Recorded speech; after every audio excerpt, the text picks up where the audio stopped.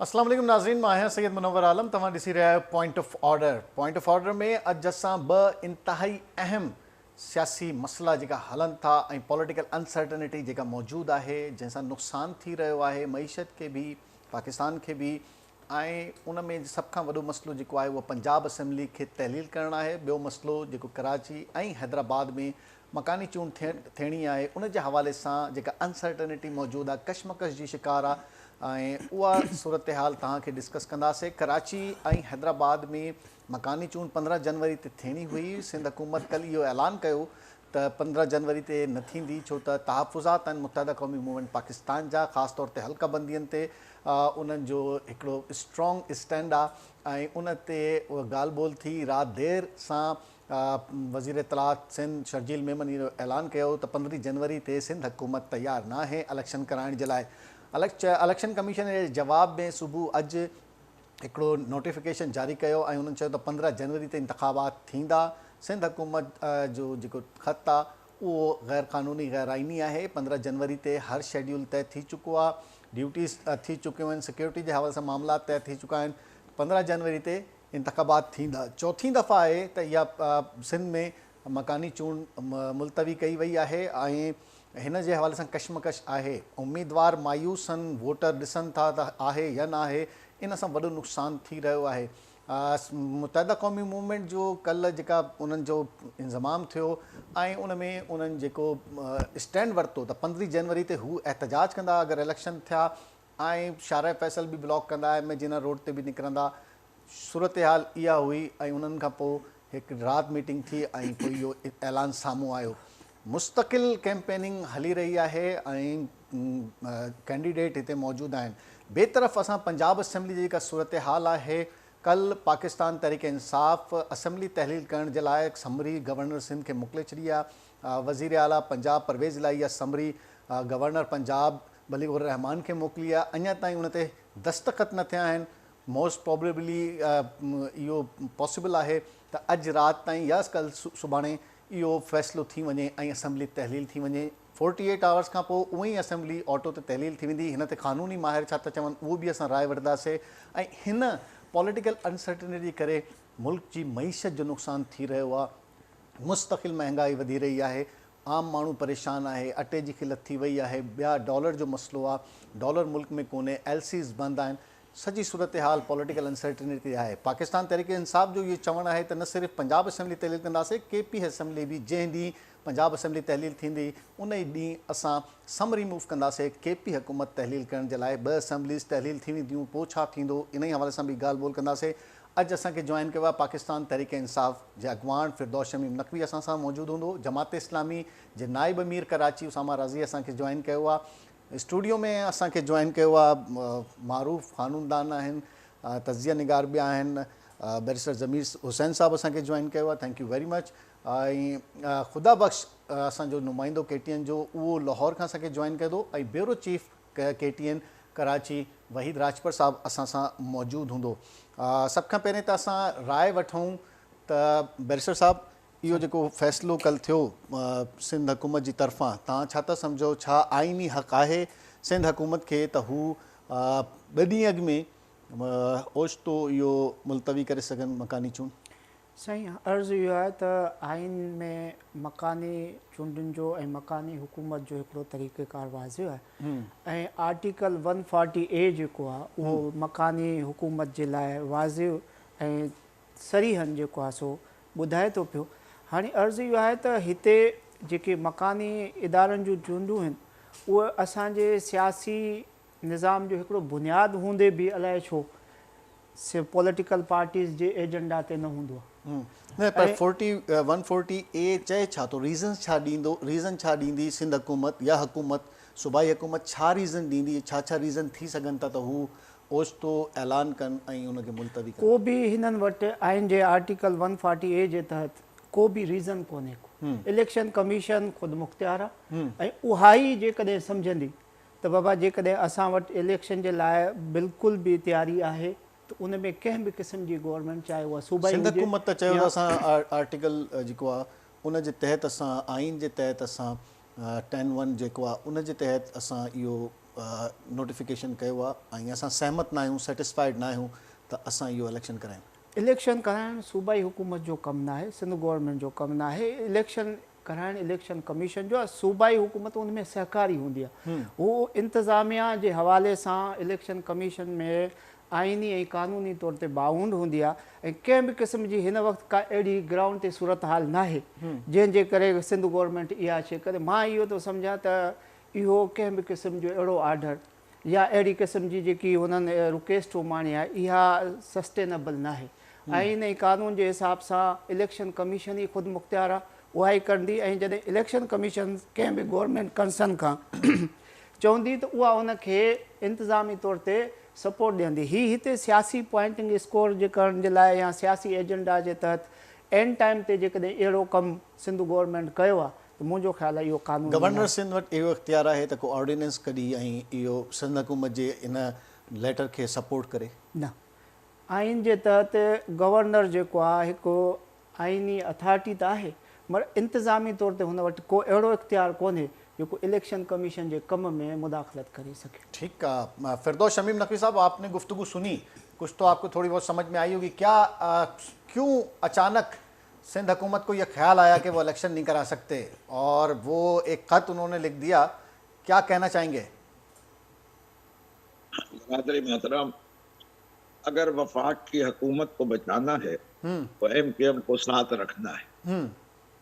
अगर MQM वफाक को छोड़ने की धमकी देगी तो PDM की कांपे टांगेंगी। वो कांपती हुई टांगों को बचाने के लिए उन्होंने इस वक्त ये खत लिखा और MQM को थोड़ा ठंडा करने के लिए लिखा। जहां तक आइन का ताल्लुक है तो ये डिलिमिटेशन करवाने वाले कौन, उसके असूल तय करवाने वाले कौन, ये तो खुद सिंध हुकूमत है। अगर उन्होंने क्राइटेरिया सही नहीं रखा और अगर उस क्राइटेरिया के बाद अगर वो सही हदबंदी नहीं हुई जिस पे हमें भी इतराज है तो वो अपनी जगह एक मसला है। लेकिन उससे बड़ा मसला ये है कि 1 सितंबर 2020 से थर्ड टियर ऑफ गवर्नमेंट इस सूबे में मौजूद नहीं है। और कितने साल हो गए? सितंबर 2020 के 3 महीने, 21 का पूरा साल और 22 का पूरा साल और 23 का आधा महीना। इतने अरसे से हुकूमत नहीं है बल्दियाती। सही है। इसकी जमहूरियत पसंद पार्टियां किस तरह से करेंगी? वैसे ही सियासतदान बदनाम है कि वो बल्दियाती निजाम पे यकीन नहीं रखते, सिर्फ आमिरों के जमाने में ये चलता है और ये काबिज हो जाते हैं और तीसरा निजाम चलने नहीं देते। आप समझते हैं वाकई विफाकी हुकूमत को कोई खौफ है मुत्तहदा कौमी मूवमेंट से? उनके पास वहाँ पे एक तो आप मौजूद नहीं है ऐवान में, उनके पास कोई ऐसी अदम एतमाद आ नहीं सकती। दूसरी बात, उनके पास आपके ही कुछ अफराद अभी तक मौजूद हैं जिन्होंने इस्तीफ़े नहीं दिए और वो असम्बली में बैठे हुए हैं। GDA आपके साथ थी, वो वहाँ बैठी हुई हैं, तो उन्हें कोई नंबर गेम का कोई खदशा ऐसा तो नहीं लगता? जी बहुत ज्यादा खदशा है। देखिए, जैसे ही MQM अभी भी अगर आज भी सदर मोहतरम तो मैं समझता हूँ उनको कहना चाहिए, वो ये कहें कि जी मेरे पास जिस तरह से गवर्नर साहब के पास खबरें आई थी कि MQM आपसे नाराज है तो आप मुझे इत्मीनान का वोट लेके दिखाइए। सही है।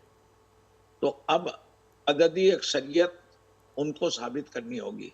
सही है। अब PTI वाले उनको वोट नहीं दे सकते सुप्रीम कोर्ट के फैसले के बाद। ठीक है। अगर उन्होंने वोट दे ही नहीं सकते, इसके अभी तक वो अपने आप को PTI वाले कहते हैं। सही है। तो वोट कैसे देंगे? अददी अक्सरियत लाएंगे कहाँ से? सही है। बाप वाले भी नाराज हैं कुछ ना कुछ। जब गंगा में तूफान आता है तो कश्ती जो है हचकोले लेने लगती है। इस वक्त PDM की कश्ती हचकोले ले रही है। ठीक है। तो वो उसामा रज़ी साहब से हमें ज्वाइन किया है, नाइब अमीर कराची हैं जमात इस्लामी। उसामा साहब, ये अचानक ये चौथी दफ़ा ऐसा है कि सिंध में इस ख़ास तौर पे कराची और हैदराबाद में ये सूरत हाल पेश आई है। एक काउंसलर होता है, अपनी कैंपेन चलाता है, बहुत छोटे पैमाने पर ये इलेक्शंस होते हैं, बड़े कम अखराजात में लोग चाहते हैं कि जी नीचे तक पावर ट्रांसफ़र हो जाए। आखिर ये सिलसिला क्यों अचानक से इतनी तेज़ी के साथ बिल्कुल एज पर पहुंच के 2 दिन पहले क्यों इस तरह का ये सारा अमल हुआ? सर, ये सारा अमल जो इस वजह से हुआ है कि इस मुल्क में आइन और कानून की बालादस्ती का कोई मुकाम नहीं है। ठीक है। ये मुल्क ताकतवरों की गिरफ्त में है और इस मुल्क के ऊपर एक जिसे कहते हैं कि जंगल का कानून है और जिसे कहते हैं कि जिसकी लाठी और उसकी भैंस वाला कानून इस मुल्क में चल रहा है। सही है। आप देखिए, आधे इंतखाबात सूबे में हो चुके हैं। सही है। आधे इंतखाबात के बाद यहाँ पे पहले कहा गया कि बारिश की वजह से, फिर कहा गया कि सैलाब की वजह से, फिर कहा गया कि इसकी वजह से, अब कहा जा रहा है कि उसकी वजह से। हाँक कर पार्टियों को जमा किया जाता है। आप सोचें कितनी शर्म की बात है। उन लोगों को खुद भी शर्म नहीं आती जिन लोगों को इस तरह से हाँका जाता है। हाँक के जमा किया जाता है, जमा करके और कितनी जोर से चाबी भरी जाती है कि इतनी जोर से बोलने लगते हैं अचानक कि हम ये नहीं होने देंगे। भाई तुम इस मुल्क के क्या हो जो तुम नहीं होने दोगे? ये इस मुल्क में कोई कानून है, कोई आईन है? अदालत कह रही है कि इलेक्शन करवाओ, हाई कोर्ट कह रहा है इलेक्शन करवाओ, सुप्रीम कोर्ट कह रहा है इलेक्शन करवाओ, इलेक्शन कमीशन कह रहा है इलेक्शन होगा। और ये वो लोग के जो चाबी से चला के जो है वो जमा किए जाते हैं, वो चैलेंज कर रहे हैं। तो भाई आप ये सब क्या हो रहा है? मैं आपको से ये कहता हूं कि आप जाइए किसी भी गली मोहल्ले में जाके पूछिए कि ये क्या हो रहा है, वो आपको बड़ी तफसील से बता देगा। एक गली के कोने पे बैठा हुआ लड़का। लेकिन उसामा साहब जो स्टैंड लिया है, नुकसान पहुंच रहा है, जो वजह बनाई जा रही है, ये मुल्क बर्बाद हो चुका है। इस मुल्क को किस घाट पे पहुंचाना चाहते हैं? आज बांग्लादेश आपको मुंह चिढ़ा रहा है, जिसकी वजह से वो आप इन्हीं चीजों की वजह से वो आपसे अलग हो गए और आप इस जोन में कि आप कोई कुछ नहीं कर सकता, लिहाजा जो चाहो करो। यार ये जुल्म नहीं है, ये खुदा को जवाब नहीं देना है। उसामा साहब, अब जो रीजन बनाया जा रहा है, जब आपके पास मुत्तहिदा कौमी मूवमेंट आई थी तो ये बात तो सामने आई थी कि हल्का बंदियों पर आपको भी एतराजात हैं, हल्का बंदी ठीक नहीं हुई। बंदी को लेके कहां से बैठ गए? ये तो कौन सी चीज सही है इस इलेक्शन की? ये जो एडमिनिस्ट्रेटर्स का तकर्रुर हो रहा है, ये क्या सही है? जो एमकेएम करवा रही है, जो ये कह रही है कि हल्का बंदी तो गलत है, एडमिनिस्ट्रेटर का तकर्रुर होगा तो वो सही है, ये बात सही है? यार ये पॉलिटिकल लोग थोड़ी है यार। ये सियासी वर्कर्स नहीं है। ये सियासत को आलूदा करने के लिए ये लोग इस्तेमाल होते हैं। और वही हो रहा है इस शहर में। अवाम का बुनियादी इंसानी जमहूरी हक जो खुदा ने उनको वसीयत किया है, और किसी भी इंसान के हुकूक पर जो सबसे बड़ा डाका है वो उसकी आजादी राय के ऊपर डाका है, वो उसकी जमहूरी आजादी पर डाका है, वो उसके हक इंतखाब पर डाका है, वो उसके हक इख्तियार पर डाका है। और ये सब कुछ कर रहे हैं इस मुल्क में और आप बादशाह बने हुए। इलेक्शन कमीशन के वाज़ेह अहकामात के बावजूद अब तक बाकायदा ऐलान सामने नहीं आया हुकूमत के। क्या स्ट्रेटजी होगी जमात इस्लामी की अगर कल तक ये ऐलान वाज़ेह नहीं होता और सिंध हुकूमत ताउन नहीं करती इलेक्शन कमीशन के साथ? हम तो इस पूरे तर्ज अमल को बेनकाब करने की हिकमत अमली पे जाएंगे। वो क्या होगी? थोड़ा सा कुछ मैंने जैसे करेंगे जब वो सामने जैसे उन्होंने रोकने की हिकमत अमली ये दी कि हम शहर भर में निकलेंगे और सारा फैसल ब्लॉक कर देंगे। तो डिफाइन करें ना जी। किसने? मैं आपसे कह रहा हूं, मैं मुत्तहिदा कौमी मूवमेंट की बात कर रहा हूं। मुत्तहिदा कौमी मूवमेंट ने कहा कि हम इलेक्शन किसी सूरत, मुत्तहिदा कौमी मूवमेंट ने कहा हम इलेक्शन नहीं होने देंगे। एमकेएम की तरह की पीपल्स पार्टी है ये, वो पीपल्स पार्टी नहीं है।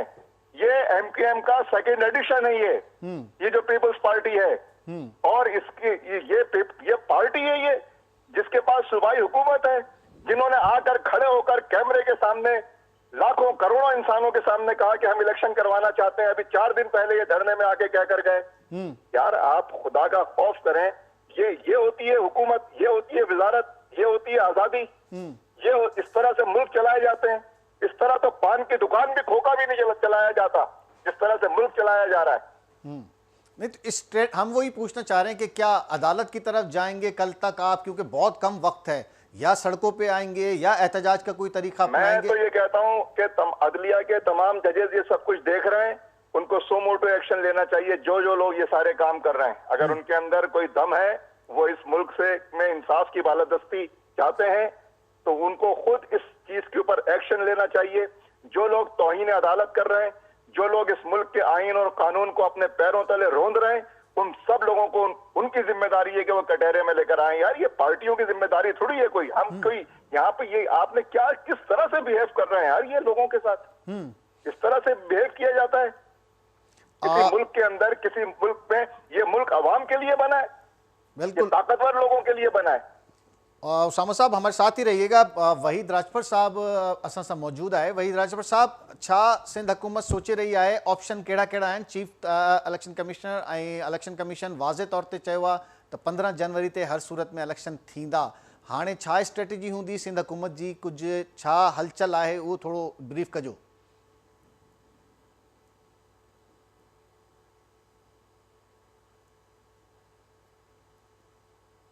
वहीद राजपूत साहब की आवाज़ मुझे ख्याल में न थी वञे। फिरदौस साहब एक मरतबा फिर आपकी तरफ आएंगे। क्या तरीक़ेकार होगा पाकिस्तान तहरीक इंसाफ का अगर कल तक ये सूरत हाल वाज़े नहीं होती, इतनी अनसर्टेनिटी, इतनी कशमकश, कैसे वोटर्स और कैसे कैंडिडेट? जी, पहली चीज तो हम हर सूरत में अपने यहाँ के इलेक्शन की तैयारी कर रहे हैं। ठीक है। हम इतवार को, जब तक ये इलेक्शन चीफ इलेक्शन कमिश्नर का काम है, और अब अगर इस इलेक्शन कोई सबटाज करेगा तो उनके पास हाई कोर्ट के इख्तियारात हैं। सही है। वो कंटेम्प्ट ऑफ कोर्ट की सजा अफसरान को भी दे सकते हैं, सही है, और जमातों को भी दे सकते हैं। ठीक है। और वो जमात तो अभी ही मुस्तहिक सजा है जिसने मीडिया पे आके कहा कि हम जो है देखते हैं कौन इलेक्शन कराता है। वो अभी मुत्तहिद नहीं हुए, उन्हीं ने वही अल्ताफ हुसैन वाली बातें करनी शुरू कर दी। हेलो 1 2 3। जी जी फिरदौस साहब जी।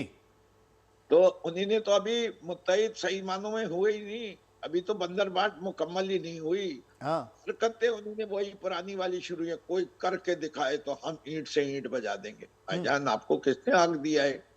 पुरअमन एहतजाज करना आपका हक है। एक आईनी अमल को रोकना आपका एहतियात नहीं है।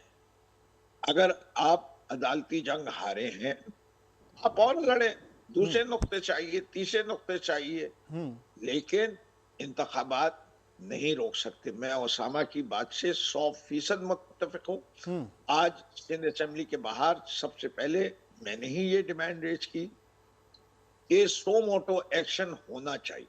ठीक है। ये अदालत आलिया का इम्तिहान है। जो कुछ लेकिन अदलिया कहाँ, इस्लामाबाद हाई कोर्ट ने कहा कि जी इलेक्शन कराएं, इलेक्शन नहीं हुए, कुछ नहीं हुआ, वहीं के वहीं है सब कुछ। नहीं नहीं नहीं नहीं नहीं नहीं नहीं नहीं नहीं सर, ऐसा नहीं है। पाकिस्तान के अवाम बेवकूफ नहीं है। इस्लामाबाद हाई कोर्ट ने तो हुक्म दिया था ना भी इस्लामाबाद में आप इलेक्शन कराएं। एक मिनट मेरी बात सुन लीजिए ना, मेरी बात सुन लीजिए। देखिए हुआ क्या, अदलिया ने कहा कि इलेक्शन कराओ, ऐसा ऑर्डर दिया जो कि इलेक्शन शायद करवा नहीं सकती थी इलेक्शन कमीशन। ठीक है। एक दिन पहले कि कल इलेक्शन होगा, वो होना नहीं था। उसके ऊपर उनकी कंटेम्प्ट ऑफ कोर्ट के ऊपर किसी ना किसी ने तो जाना था। उनको जो मसला हुआ, उन्हीं ने कहा सुप्रीम कोर्ट को रेफर कर दे। जो मकसद था वो अचीव कर लिया कि इलेक्शन ना हो। ये काम पहली दफा नहीं हो रहा। अदालतों को बीच में लाके, जब पंजाब की असेंबली डिसॉल्व हो रही थी तो ऑर्डर दिया गवर्नर ने कि चीफ मिनिस्टर साहब ने, स्पीकर ने कहा कि गवर्नर को कोई इख्तियार नहीं है कि वो मुझे कहें असेंबली का सेशन बुलाओ। ठीक है, ठीक है। एक्शन गवर्नर साहब को लेना चाहिए था स्पीकर के खिलाफ। गवर्नर साहब ने एक्शन क्या लिया? चीफ मिनिस्टर को हटा दिया। फिर अदालत बीच में कूद पड़ी और 22 तरीके से कूदी। अब तो उनका जजमेंट आ चुका है, मैं ये कहता हूं कि 22 तरीके से।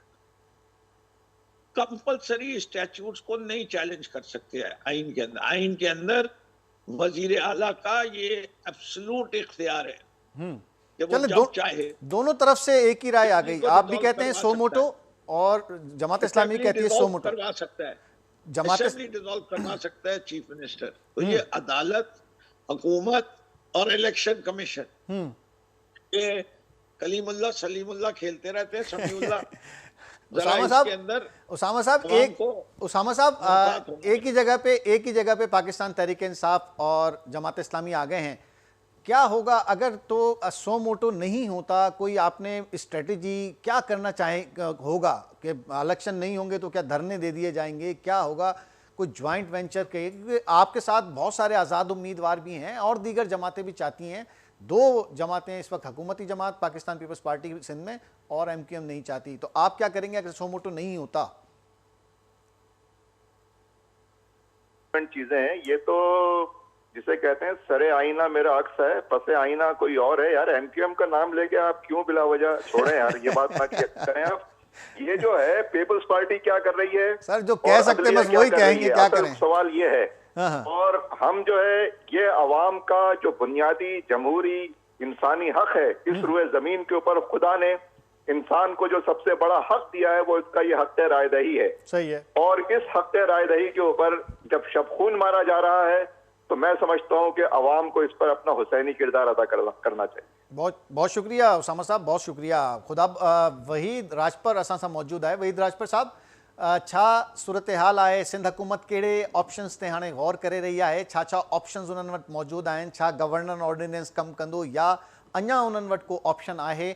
छा सोचे रहिया आहिनि? किथे हलचल कशमकश, ॿुधायो थोरो ब्रीफली। ॾिसो मुनवर साहब, ॿ फ़ैसिला आहिनि। सिंध हुकूमत जी जेकी इंतिज़ामिया आहे उन त फ़ैसिलो करे छॾियो आहे त 15 तारीख़ ते जेको आहे आचर वारे ॾींहुं इलेक्शन थींदा। इलेक्शन कमीशन जे तरफ़ां इन हवाले सां जेके हुकुम जारी कया विया आहिनि उन तहत एजुकेशन डिपार्टमेंट बि अॼु 2 ॾींहंनि जी उहो मोकल जो नोटिफिकेशन जारी कयो आहे। उन में जेको आहे अमले जे हवाले सां जो गाइडेंस आहे उहा जारी कई आहे। सिंध पुलिस जे तरफ़ां बि डिस्ट्रिक्ट ईस्ट में अॼु मज़ार क़ाइद वटि फ्लैग मार्च कयो वियो। त बज़ाहिर माना इहो लॻे पियो त इंतिज़ामिया त फ़ैसिलो करे छॾियो आहे ऐं जेको सेल हिकिड़ो मॉनिटरिंग सेल सॼो तयारु कयो वियो आहे CPO में, घरू खाते में, सिंध में। त उते हिकु मॉनिटरिंग सेल जेको आहे उहो क़ाइमु कया विया आहिनि। इंतिज़ामिया फ़ैसिलो करे छॾियो आहे, उहा तयारु आहे त इलेक्शन आचर ते 15 जनवरी ते ई थींदा। बाक़ी हिन वक़्तु हाणे पॉलिटिकल जेको फ़ैसिलो थियणो आहे उहो हिन वक़्तु ताईं इबाम आहे, अञा ताईं उहो क्लियर न थी सघियो आहे। उहो चीफ मिनिस्टर सिंध खे ॿुधऊं था को फ़ैसिलो क़ानूनी माहिर घुराइनि था, क़ानूनी माहिरनि खे कुझु को रस्तो कढनि, को अहिड़ो क़ानूनी रस्तो आहे अञा सिंध हुकूमत वटि? ॾिसो मुनवर, इहे त अॼु जीअं शर्जील मेमन बि ॻाल्हि कई त असां पूरी पंहिंजी क़ानूनी टीम जेकी आहे सिंध गवर्नमेंट जी उन सां सलाह मशवरो कंदासीं, उन खां पोइ ई मौक़िफ़ ॾींदासीं, जजमेंट पढ़ंदासीं इलेक्शन कमीशन जो। इलेक्शन कमीशन क्लियर अॼु पंहिंजो जेको फ़ैसिलो ॾिनो आहे उन में चयो आहे त 10 जेको सबसेक्शन 1 आहे उहो जेको ख़तमु करे जेके तकबंदियूं आहिनि उहो ख़तमु कयूं वियूं आहिनि। उहो जेको आहे सिंध हुकूमत अख़्तियारनि जो नाजाइज़ इस्तेमालु कयो आहे। इहो सरासर जेको आहे उनखे क्लियर वज़ाहत करे छॾी आहे त 9(2)A जेको सेक्शन आहे उनजी ख़िलाफ़ वर्ज़ी कई आहे सिंध हुकूमत जे तरफ़ां। इहो 10(1) जेको ख़तमु करे तकबंदियूं जेको नोटिफिकेशन आहे वापसि वरितो आहे, रद्द कयो वियूं आहिनि जेके तकबंदियूं, उनखे सरासर ग़लति करार ॾिनो आहे। अख़्तियारनि जो जेको आहे सिंध हुकूमत जे तरफ़ां उन में क्लियर लिखियलु आहे जजमेंट में, नाजाइज़ जेको इस्तेमालु कयो आहे अख़्तियारनि जो सिंध हुकूमत, उनखे रद्द करे छॾियो आहे। हिन वक़्तु हाणे थियणो इहो आहे त पॉलिटिकल गवर्नमेंट आहे, चीफ मिनिस्टर खे फ़ैसिलो करिणो आहे, सिंध काबीना खे फ़ैसिलो करिणो आहे त 15 जनवरी ते इलेक्शन थींदा या न थींदा। पर मामिलो इहो आहे हिन वक़्तु ॾिसो त सिंध हुकूमत जे तरफ़ां फ़ैसिलो इंतिज़ामी तौर ते चीफ सेक्रेटरी लेवल ते, IG लेवल ते उहो फ़ैसिलो थी चुको आहे। इंतिज़ामिया सॼनि जेके ठीकु आहे, इहो ई इहा सूरत आहे। तव्हां छो को क़ानूनी अञा को रस्तो कोन्हे बैरिस्टर साहब, ज़मीर साहब? जे मुलाज़िम आहिनि अञा ताईं राजपर साहब चयो त क़ानूनी टीम जेकी बि आहे, मुंहिंजो जेको ख़्यालु आहे क़ानूनी टीम वटि इहो ई रस्तो आहे त उहा उन इलेक्शन कमीशन जे आर्डर खे चैलेंज करे सघे थी। हुकूमत चाहे उहा थ्रू कैबिनेट हुजे या थ्रू चीफ मिनिस्टर, उहा कॾहिं बि इलेक्शन जो प्रोसेस खे रोके नथी सघे, मां सवाइ इन जे त इलेक्शन कमीशन खे हू कन्विंस कनि त बाबा ही असांजा जेके इंतिज़ामी इशूज़ आहिनि इन जे बिहाफ ते जेकॾहिं उहा कन्विंस थी करे ऐं जेकॾहिं रोके थी त ठीकु आहे, बाक़ी हिननि वटि को क़ानूनी जवाज़ न आहे। बाक़ी रही ॿी ॻाल्हि इहा त अदालतूं सो मोटो वारी जेकी अवां ॻाल्हि कई त अदालतुनि खे पहिरियों जेको आहे सच कोन एॾो जेको आहे सो शौक़ु हुयो ऐं नई जेको आहे सियासतदाननि खे शौक़ु हो। 2013 खां पोइ सियासी पार्टियुनि अदालतुनि सां अहिड़े तरीक़े सां जेको आहे सो इन्वॉल्वेशन कराई आहे त हाणे ईअं सम्झो त को बि मामिलो चाहे उहो पार्लियामानी हुजे या सियासी, उहो अदालतुनि जे इंटरवीन खां सवाइ हल कोन थो पियो थिए।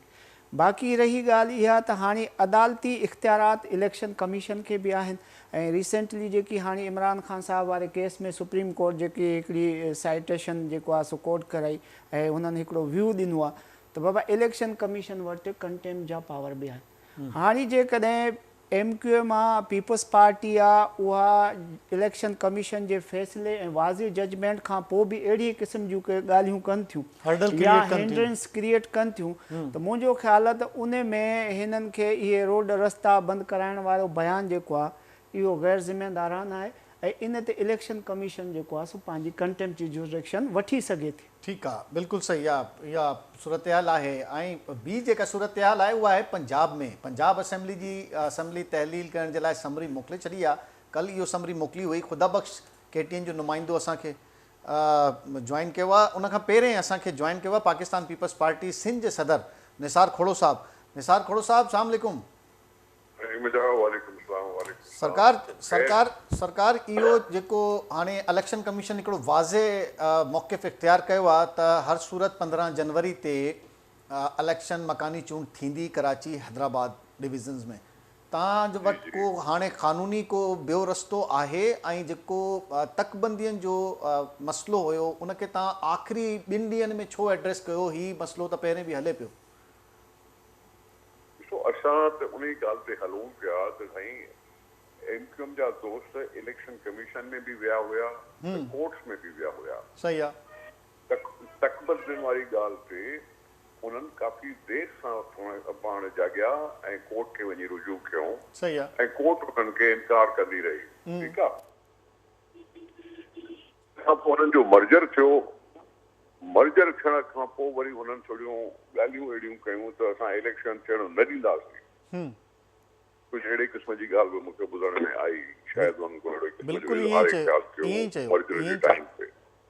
उन खां पोइ वरी अची मिलिया बि आहिनि चीफ मिनिस्टर सां।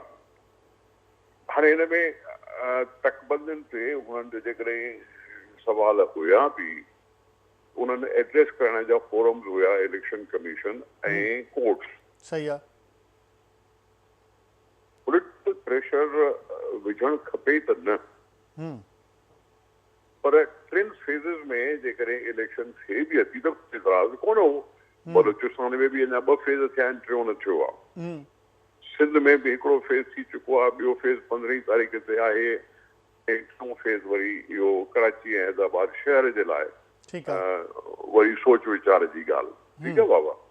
असांजी तरफ़ खां त तकबंदियूं थियल ई कोन हुयूं न। असां सिर्फ़ु ॾिनोसीं त पॉपुलेशन केतिरीअ ते यूनियन कमेटी जी तकबंदी थियणु खपे। सही आहे। तकबंदियूं कयूं इलेक्शन कमीशन, हुन में असांजो त रस्तो न रहियो। बिल्कुलु। पोइ ही नोटिफिकेशन ऐं उन खां पोइ असीं वरी उन्हनि खे बि हिकिड़े क़िस्म जो रिकंसिडर कराइण जे लिहाज़ खां थी सघे थो थोरो उन्हनि खे ॾिनो हुजे मौक़ो। मां सम्झां थो उहो उन्हनि जो उसूली मौक़िफ़ न हो MQM जो आख़िरी ॾींहंनि ताईं हो इलेक्शन खे था सवालिया निशान कनि। पर इलेक्शन कमीशन असां वारे ख़त खे बि रद्द कयो आहे। इलेक्शन कमीशन वरी अनाउंस कयो आहे त इहा 15 तारीख़ में कंहिं बि सूरत में इलेक्शनियूं थींदियूं, पोस्टपोन कोन कंदासीं। असांजी तयारी अॻ में आहे, ॿियनि जमातुनि जी बि तयारी पंहिंजी जाइ ते आहे ऐं अलाह करे इहे इलेक्शनियूं थी वञनि। सही आहे। पर हीउ जेको मौक़िफ़ आहे त असां न थियणु ॾींदासीं, इहो रिट चैलेंज न आहे? इहो असां शारा फैसल बंदि कंदासीं, असां MA रोड ते निकिरी ईंदासीं, शहर में ईअं कंदासीं, इहो बाबा हाणे हुननि इहा ॻाल्हि कई। असां हुननि खे प्रीएम्प्ट त कोन था करे सघूं न। हुननि पंहिंजी प्रेस कॉन्फ्रेंस में कोई जज़्बात में कुझु चई विया जेको असांजो त असां उनखे सेटल कयूं या कंफ्रंटेशन में वञूं। असां मुनासिब सम्झो त असां वरी बि उन्हनि खे रिकंसिडर करायूं त तव्हांजो इहो मौक़िफ़ ठीकु न आहे ऐं थोरो टाइम ॾिनोसीं, पर इलेक्शन कमीशन असांजे टाइम खे बि क़बूल न कयो। सही आहे। ठीक है सर जी। खुदा बख्श असांखे जॉइन कयो लाहौर खां। खुदा बख्श, छा सूरत हाल आहे? बलीगुर रहमान गवर्नर साहब छा तैयार आहे असम्बली ते साइन करण जे लाइ, या को क़ानूनी रस्तो ॻोल्हनि था PDM वारा? जी बिल्कुलु, सॼियूं कयास आया आहियूं ऐं PDM ऐं नून लीग तरफ़ां कयल जेके कोशिशूं हुयूं उहे सभु बेसूद साबित थियूं ऐं आख़िरकार वज़ीर आला पंजाब चौधरी परवेज़ लाही पंजाब असेंबली खे तहलील करण जी समरी गवर्नर ने मोकिले छॾी। सही आहे। कानूनी तौर ते 48 कलाकनि जो टाइम आहे। जेकॾहिं गवर्नर सही न बि कंदो त 48 कलाकनि जे अंदरि जेको आहे सो असेंबली तहलील थी वेंदी। ठीकु आहे। पर हाणे हिन वक़्तु नून लीग जी जेका आला क़यादत आहे उहा वेठी आहे जेको आहे सो मॉडल टाउन में। वज़ीर आज़म शहबाज शरीफ पंहिंजो मुतहदा अरब अमारात जो जेको दौरो मुकमल करे इस्लामाबाद जे बजाए लाहौर पहुतो आहे। सही आहे। ऐं नून लीग जी सीनियर क़यादत खे ते उन सॾाए वरितो आहे। जॾहिं त राणा सनाउल्लाह साहब, रफ़ीक, ख्वाजा आसिफ, मलक अहमद खान उहे सभु पहुची चुका आहिनि हिन वक़्तु मॉडल टाउन में ऐं मशावरती अमल जारी आहे। जॾहिं त गवर्नर पंजाब जनाब बलीगुर रहमान भी थोड़ी देर में इतने वज़ीर आज़म सां मुलाक़ात लाइ पहुची रहियो आहे ऐं जेको आहे सो मुलाक़ात खां पोइ जेको आहे सो हिन ते हतमी तौर ते नून लीग तरफ़ां जेको आहे सो फ़ैसिलो कयो वेंदो त जेको आहे सो हिन ते ऑप्शन छा आहिनि? खुदा बख्श, ऑप्शन असां ॿुधणु चाहियूं था। हिकु ऑप्शन त हीअ आहे त 48 आवर्स खां पोइ त ही ऑटोमेटिक तव्हां चओस था त तहलील थी वेंदी। ॿियो को ऑप्शन हिन खे रोकण जे लाइ कहिड़ा ऑप्शन्स आहिनि? छा हाई कोर्ट, छा सुप्रीम कोर्ट इंटरफेयर हाणे करे सघे थी? न, अॼु हिकु पटिशन हिकु वकीलनि तरफ़ां कुझु जेको आहे सो हुया उन्हनि जे लाहौर हाई कोर्ट में जमा कराई हुई त हिनखे जेको आहे सो रोकियो वञे, पर कोर्ट उनखे जेको एतिराज़ लॻाए वापसि करे छॾियो त तव्हां अनरिलीवेंट माण्हू आहियो, तव्हां कहिड़े तरीक़े सां अचे जेको आहे एप्लीकेशन जमा कराई आहे। उल्टो उन्हनि खे जेको आहे सो कोर्ट तरफ़ां जेको आहे सो सुकी थी ऐं उहे वापसि अची विया। त इन मां लॻे थो त कोर्ट जेको आहे सो हिन ते ॿीहर को एक्शन कोन खणण जे मूड में न आहे। सही आहे। जॾहिं त जेको अॼोको नून लीग जो इजलास आहे जंहिंमें वज़ीर आज़म शहबाज शरीफ सां गॾु जेका सियासी क़यादत वेठी आहे उन में अंदरि ज़रिया ॿुधाए रहिया आहिनि त नून लीग जेको आहे सो ज़हनी तौर ते इलेक्शन में वञण जो फ़ैसिलो करे चुकी आहे। हा, ऐं उन में जेको आहे सो वज़ीर आज़म शहबाज शरीफ खे जेको आहे नून लीग जी आला क़यादत तरफ़ां इहो ॿुधायो वियो आहे त जेकॾहिं इलेक्शन में वञिणो आहे त पोइ असांखे जेका मर्कज़ी क़यादत आहे नून लीग क़ाइद नवाज़ शरीफ या इलेक्शन कैंपेन जे लाइ मरियम नवाज़ ऐं हमज़ा शहबाज लंडन खां वापसि अचनि त जेकॾहिं असां हिकु मुक़ाबले वारो माहौल ठही सघे ऐं असां इलेक्शन कैंपेन में वञी सघूं। ठीकु आहे। ज़रियनि जो इहो चवणु आहे त शायदि जेको आहे सो जेको असेंबली जेका तहलील थींदी आहे त उनखे 90 ॾींहंनि जे अंदरि इलेक्शन कराइणी हूंदी आहे। त जॾहिं त जेकॾहिं मुदत पूरी थींदी आहे त पोइ 60 ॾींहंनि जो टाइम हूंदो आहे। सही आहे। त हिननि वटि 3 महीननि जो टाइम आहे ऐं जेको आहे सो जेका वज़ीर आज़म सां मुशावरत थी रही आहे उन में ज़रिया इहो ॿुधाए रहिया आहिनि त मां अप्रैल जे पहिरें हफ़्ते में 10 या 12 तारीख़ जे विच में का तारीख़ शायदि रखी वञे त पंजाब असेंबली जी जेको पंजाब जी असेंबली जे लाइ इलेक्शन जो जेको नओं शेड्यूल जारी कराइजे। ठीक है, ठीक है। खुदा बख्श, फिरदौस शमीम नकवी साहब क्या कहना चाहेंगे? पंजाब असेंबली तहलील करके वो ज़्यादा वक्त तो नहीं बचा था, क्यों 2 सूबों के आवाम के मैंडेट को आपने जल्द लपेट दिया? थोड़ा सा तो वक्त था, गुजारते। ब्रादर मोहतरम, पहली चीज इस मुल्क में जो महंगाई कम करने आए थे उन्हीं ने महंगाई बढ़ा दी। ठीक है। जो डॉलर को नीचे लेके आए ना चाह रहे थे उन्हीं ने डॉलर की उड़ान को पर दे दिए। जो पेट्रोल की कीमत का बहाना लेके आए थे उन्हीं ने जितनी पेट्रोल हमने तो 12 रुपए बढ़ाई थी उन्हीं ने 100 रुपए बढ़ा दी। पाकिस्तान की मईशत जिस तबाहली में आ चुकी है उसके लिए जरूरी है कि जल्द से जल्द सियासी इस्तेहकाम लाया जाए। हमने हर किस्म से हर तरीके से कोशिश यही कर रहे हैं कि इस मुल्क में जल्द से जल्द जनरल इलेक्शन हो। पहला कदम हमने आज नहीं, हमने अप्रैल में नेशनल असेंबली छोड़ी थी। सही है। इस वक्त वो बहाने कर करके इस्तीफे नहीं एक्सेप्ट कर रहे, सिर्फ 9 इस्तीफे एक्सेप्ट किए और वो 9 इस्तीफे बदनीयती पे एक्सेप्ट किए थे, उसका हमने उनको जवाब दे दिया। सही है। ठीक है जी। उसके बाद 25 मई को उन्हीं ने गुल्लू भट्टों को लगाया उसके बाद भी हम पीछे हटे, फिर दोबारा हम गए। हमारे कायद के ऊपर गोलियां भी चली, उसकी FIR भी नहीं कटी, हम फिर भी आए। हमने खून खराबे का रास्ता नहीं लिया। हमने उनसे कहा कि हमने अपना शो ऑफ स्ट्रेंथ कर दिया, अब हम इस सिस्टम का हिस्सा नहीं रहना चाहते। पाकिस्तान की फलाह और बका इसी में है कि फौरी तौर पे जल्द से जल्द इंतखाब हो जाए। ठीक है। वरना हमें क्या बुरा लगता है, हुकूमत में रहने से KP में हमारी 2/3 मेजॉरिटी है, पंजाब में सिंपल मेजॉरिटी है, कि हम कंटिन्यू करते। ये तो एक सेक्रीफाइस है और ये कोई गैर एक आईनी इकदाम नहीं है।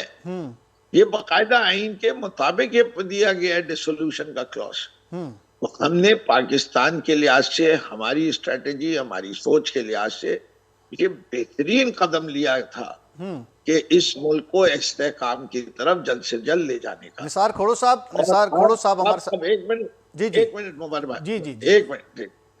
अब सिर्फ चारा ये रह गया है कि केयर टेकर सेटअप बनाने के लिए हमजा मौजूद नहीं है, तो या तो वो किसी को नामजद करेंगे, तो गवर्नर साहब के पास और चीफ मिनिस्टर साहब के पास 3 दिन है, उस पे काम नहीं होगा तो उसके बाद फिर जो है पार्लिमानी कमेटी के पास जाएगा, उसके पास 3 दिन है, अगर उसमें भी काम नहीं बना तो फिर इलेक्शन कमिश्नर के पास 2 दिन है। ठीक है। 8 दिन के अंदर केयर टेकर सेटअप आ जाएगा और जिस दिन से डिसॉल्व हुई है उस दिन से 90 दिन से पहले पहले इंतखाबात कराने जरूरी है। सही है। और अब ये जो इंतखाब होगा ये असेंबली 5 साल तक रहेगी। जी बिल्कुल जनरल। अब नेशनल असेंबली के इलेक्शन साथ नहीं होंगे तो पाकिस्तान की आईनी तारीख में एक अनदर फर्स्ट होगा कि प्रोविंशियल गवर्नमेंट का इलेक्शन और फेडरल गवर्नमेंट के इलेक्शन एक वक्त में नहीं हो। ठीक हो गया। पहले 3 दिन के फर्क से हुए लेकिन इतने लंबे फर्क से नहीं हुए। इसके मसाइल हैं, हमें उसका इदराक है, इखराजात बढ़ते हैं, लड़ने वालों के भी बढ़ते हैं और कराने वालों की भी बढ़ते हैं। इलेक्शन कमीशन ऑफ पाकिस्तान के पीपल्स पार्टी क्या कह रही है उनसे जरा सुन लेते हैं ना। निसार खोड़ो साहब छा चवंदो ही डिसॉल्व थी वेंदियूं ॿई असेंबलीज़ त तव्हां वटि कहिड़ो ऑप्शन हूंदा त तव्हां कंटिन्यू कीअं रखंदो वफ़ाक़ी हुकूमत ऐं सिंध जी हुकूमत? बाबा हाणे अर्ज़ु इहो आहे, पहिरियों त इहो ॾिसो त जेको पंजाब में थियो आहे उहो कीअं थियो आहे। मां ॿुधो आहे त PMLN उते बाइकॉट करे वई हुई। सही। ऐं हुननि जे गैर हाज़िरी में उते वोटिंग थी आहे। सही आहे। ऐं गैर हाज़िरी में वोटिंग जिते थी आहे त उते हेड काउंट थियो आहे या बाक़ाइदा डिवीजन थी आहे हाउस जी। हिकिड़ी डिवीजन थींदी आहे, हिकिड़े दरवाज़े मां एज वारा ऐं ॿिया नेज वारा वेंदा आहिनि। ठीकु आहे। उते तरीक़ेकार रखियो कहिड़ो हुयो या हंगामो थियो? सही आहे। हंगामो थियो त उते वोट जेके थिया से काउंट केतिरा थिया या न थिया उनजी हतमी ख़बर बि तव्हांखे असांखे शायदि घटि ई आहे। फवाद चौधरी चयो त असांजा 5 मेंबर कोन आया, ऐं जेकॾहिं 5 मेंबर कोन आया त टोटल वोट आया केतिरा हिननि खे? सही आहे। इहा ॻाल्हि पहिरियों ॾिसणु खपे। सही आहे। बाइकाट करण जो क़दम ठीकु हुयो या न ठीकु हुयो उहा जुदा ॻाल्हि आहे, लेकिन अच्छा हिन में हिकिड़ी अर्ज़ु कयां, ॿी ॻाल्हि मूंखे ख़बर जेका पई आहे, कंहिं व्हाट्सएप कयो त परवेज़ इलाही साहब हिकिड़े सादे पने ते लिखी मोकिलियो आहे, जे पैड ते न लिखियो अथई। आया गवर्नर बलीगुर रहमान साहब इनखे बि ॾिसंदो या न ॾिसंदो? सही आहे। ठीकु आहे। सही आहे। ऐं ॿी ॻाल्हि त जेकॾहिं वाकई डिसॉल्व थिए बि अची त हुकूमत ऑप्शन कहिड़ा आहिनि? अदालत तव्हां केयर टेकर हुकूमत ठाहियो 3 महीननि जे लाइ, 90 ॾींहंनि खां पोइ इलेक्शन थिए। सही आहे। इलेक्शन बि थी सघे थी, हिकिड़े सूबे में थी सघे थी त वरी ॿिए सूबे में बि थी सघे थी। पर सुवाल इहो थो पुछे त हीअं सॼे करण जी ज़रूरत आहे? इमरान ख़ान खां अकेले ई अहिड़ी जादूअ जी छड़ी आहे त सुभाणे इलेक्शन थी वेंदी त पाकिस्तान जेको आहे सो अमीर थी। अमीर थियण जा मौक़ा त हुन पाण विञाया 3.5 साल। 3.5 साल हुनजे करे नाकामीअ जे मथां नाकामी ॾींदो रहियो त पोइ सुभाणे छा करे सघंदो? पोइ पाण पंहिंजूं ग़लतियुनि जो एतिराफ़ थो करे त मां हेतिरियूं ग़लतियूं कयूं। सुभाणे अवाम हुन ते छो एतमाद कंदो साईं हुनखे असां ॾेई ऐं वरी पंहिंजी क़िस्मत अहिड़े हथनि में ॾेई छॾियूं जेको पहिरियां फेल थी चुको आहे। सही आहे। त तव्हां सिंध छा इहो पॉसिबल हूंदो त ॿिनि सूबनि में इलेक्शन थियनि, 2 सूबा ऐं विफ़ाक़ उन्हनि खे ॾिसे, इहो पॉसिबिलिटी आहे? ऐं जेका फ़र्क़ु अची वेंदो, छा पीपल्स पार्टी छा सोचे रही आहे त ईअं थियण में फ़ाइदो आहे या नुक़सानु आहे? कॉन्स्टिट्यूशन असांखे मना कोन थो करे, ठीकु आहे, पर वरी हिकिड़ी ॻाल्हि बि आहे हा त कॉन्स्टिट्यूशन इहा ॻाल्हि बि लिखियल आहे त मुल्क में इलेक्शन हिकिड़े ॾींहं में थियणु खपे, सही आहे, छाकाणि जो हिकिड़े सूबे जी इलेक्शन जा रिज़ल्ट ॿिए सूबे ते असरअंदाज़ न थियनि। बिल्कुलु, इन लिहाज़ खां कॉन्स्टिट्यूशन में इहा ॻाल्हि लिखियल आहे त हिकिड़े ॾींहं ते इलेक्शन थिए। सही आहे, फर्ज़ करियो जेकॾहिं पंजाब जी असेंबली डिज़ोल्व थिए थी या केपी जी बि थिए थी त पोइ आहे उहो जेको केयर टेकर हुकूमत आहे, आया हुन में ॾिसणो पवंदो कॉन्स्टिट्यूशन में छा उहो 2 महीना वधीक ॿिया बि रही सघनि था या नथा रही सघनि। ठीकु आहे, इहा ॻाल्हि ॾिसणी पइजे, मूंखे त मुंहिंजो अकुल त एसो ई थो वञे। तव्हांजो हिते वञे थो ऐं तव्हां ॾिसो था त ॿिन्हिनि सूबनि में अलॻि इलेक्शन न थींदा ऐं विफ़ाक़ ऐं सूबो इहो न सोचे रहिया आहिनि त जीअं ई हीअ डिज़ोल्व थियनि त असां बि उनखे डिज़ोल्व करे छॾियूं पंहिंजी हुकूमतनि खे। छा पाकिस्तान पीपल्स पार्टी इहा सोचे रही आहे त हीअ जेको थी वेंदा ऐं इलेक्शन कमीशन अनाउंस बि करे छॾे इलेक्शन, त पोइ छा पाकिस्तान पीपल्स पार्टी सोचंदी त सूबे में ऐं विफ़ाक़ में हुकूमत तहलील थी वञनि? मुंहिंजो बाप मसइलो इहो ई आहे न त हिन इमरान ख़ान साहब भोंचाल पैदा करण जी कोशिशि कई आहे इहा, सही आहे, ऐं उनखे असांजे सियासी निज़ाम खे धर्म भरम करण जी उनजी पुराणी साज़िश आहे। सही आहे, पुराणी साज़िश आहे। कॾहिं कॾहिं एस्टेब्लिशमेंट खां मदद वठी पियो वज़ीर आज़म थिए, वरी जॾहिं वज़ीर आज़म लहे थो त उन्हनि खे पाराब थो ॾिए त साईं तव्हां मूंखे बचाए त सघो पिया। कॾहिं थो चए त मां वज़ीर आज़म न आहियां त पाकिस्तान ते एटम बम गिरायो, अलाए छा छा थो चवे वेठो। उनजो टोटल एक्सपोजर थी चुको आहे। हीअ खामखा डिस्टर्बेंस थो पैदा करे सियासत में। सियासत मतिलबु असांजो अॻे में ई सियासत जेका आहे सा कमज़ोर आहे। रोज़ाना धमकियूं थियूं मिलनि, रोज़ानो अहिड़े क़िस्म जी ॾींहं पिया ॻणाया वञनि। उनजे बावजूदि हीअ ॻाल्हि जेका करे थो उहो पाकिस्तान खे हरूभरू डिस्टेबलाइज़ करे पुराणी हिकिड़ी साज़िश आहे जेका करे थो, इहे दुश्मननि जे हथनि में थो खेरे। ज़मीर हुसैन साहब छा चवंदो, हीअ ईअं थी सघे थो त ॿिनि सूबनि में इलेक्शन थियनि ऐं बाक़ी 2 सूबा ऐं विफ़ाक़ उन्हनि खे ॾिसे, या इलेक्शन कमीशन को अहिड़ो ऑप्शन उन्हनि वटि आहे त हू जेका केयर टेकर सेटअप अचे उनखे जेका मुदत मुकमल थियण वारो पोर्शन आहे ओसि ताईं खणी वञनि ऐं पोइ जनरल इलेक्शन पंहिंजी तारीख़ ते थिए? जेको बि सिस्टम थिए थो पियो, जेको बि कमु हले थो उहो आर्टिकल 112 तहत थो हले। CM साहब पंहिंजी एडवाइज़ूं माणी हाणे आया इहो सुवाल त बाबा उहा लेटर हेड ते हुई या न हुई। सुवाल इहो आहे त हू आया उनजे राइट हैंड यानी कि हैंड राइटिंग में हुई या न हुई। जेकॾहिं हुई त गवर्नर 48 आवर्स में उनखे जेको आहे सो इंडोर्स कंदो। अगरि नथो करे त अल्टीमेटली जेको आहे सो आहे गवर्नर साहब त इहो चई छॾियो। हाणे उन खां पोइ ऑप्शन छा आहिनि? ऑप्शन आहिनि त बाबा या त जेको आहे सो 90 ॾींहं जे अंदरि इलेक्शन थिए, या गवर्नर साहब जेको आइनी तौर ते बाउंड आहे त 48 घंटनि खां पोइ जेको आहे असेंबली डिज़ोल्व थी वञे या करे उनखे चैलेंज करे उहो रेफरेंस फाइल कंदो कोर्ट में। जेकॾहिं कोर्ट उनखे जेको आहे सो हलाए थी त उहा हिकिड़ी शइ कोर्ट जे जेको आहे सो ट्रायल ते ऐं जेको आहे सो लिटिगेशन जे पेंडेंसी ताईं इहा शइ बि टली सघे थी। ॿी ॻाल्हि इहा आहे त उहा कंदो के हिकु गवर्नर साहब कंदो, ॿियो जेको बि मेंबर आहे जंहिंजो जेको सम्झे थो त आउं हिन असेंबली जो मेंबर हुउसि, उन तहत मुंहिंजो राइट आहे त फंडामेंटल राइट आहे त हीअ छो असेंबली डिज़ोल्व थी आहे। उन में अदालत में जेकॾहिं मामिलो वञे थो त अदालत उन में कानूनी नुकात ॾिसंदी त आया ही पॉलिटिकल एजेंडा हुई या सूबे में का अहिड़ी सूरत हाल हुई जंहिंमें असेंबली कमु न पई करे सघे, मफ़लूज थी वई आहे। इहा शइ जॾहिं अदालत में अचे थी त उन खां पोइ इहो ऑप्शन अदालत ते हलियो वेंदो त इहा लिटिगेशन केसि ताईं लिंगर ऑन हले थी। उन खां पोइ गवर्नर सोचींदो त हाणे इन जेको आहे सो मामले जे हल खां पोइ जेकी अदालती हल हूंदो उन खां पोइ 90 ॾींहंनि जे अंदरि इलेक्शन कराइजे या न कराइजे। ऐं जेको हुन में जेको आहे केयर टेकर ऑप्शन मौजूदु आहे त को मेंबर वञी सघे थो, को मेंबर भी वञी सके तो ऐं गवर्नर साहब पाण भी वञी सके। ठीक है। फिरदौस शमीम नकवी साहब, आखिर में आपसे ये पूछना चाहेंगे कि आप पर ये इल्ज़ाम लगाया है निसार खौर साहब ने कि इमरान खान सियासी भौचाल चाहते हैं, अदम इस्तेहकाम चाहते हैं मुल्क में, और इसी सियासी अदम इस्तेहकाम की वजह से मुल्क आज इस हालत तक पहुँच गया है। क्या रिस्पॉन्स करना चाहेंगे? बात ये खसियानी बिल्ली खंबा नोचे। अच्छा, ये तो इस्तेहकाम देने आए थे, ये तो अपने आप को लायक लोग कहते थे। तो मईशत को इस्तेहकाम मिल गया, क्या डॉलर को इस्तेहकाम मिल गया, क्या एक्सपोर्ट्स को इस्तेहकाम मिल गया, क्या इंपोर्ट्स कम हो गई? क्या दुनिया में नाम रोशन हो गया?